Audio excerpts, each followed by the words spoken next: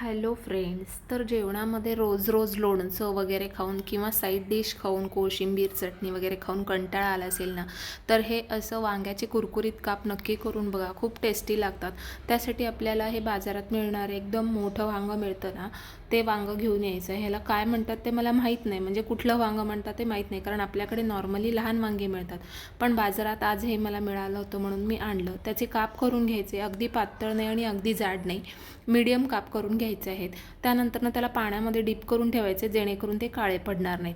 तर इथे मी 1 चमचा लाल तिखट, 1 चमचा गोडा मसाला, हिंग, धन्याची पावडर, जिऱ्याची पावडर, त्याच पद्धतीने गरम मसाला आणि हळद हे सगळे मसाले घेतलेले आहेत. आणि त्यानंतर आपल्या चवीनुसार मीठ घालून 1 चमचा तेल घालून आपल्याला हे सगळं मसाला छान मिक्स करून घ्यायचा आहे. त्यानंतर आपण जे भिजत ठेवलेले काप होते वांग्याचे, त्या कापांना हा मसालाचा कोट करून घ्यायचा आहे छान पद्धतीने. तुम्ही बघू शकता व्हिडिओमध्ये. तर मी छान असं कोटिंग करून घेतलेलं आहे. आणि नंतर मग तव्यावरती आपल्याला हे फ्राय करून घ्यायचे आहेत.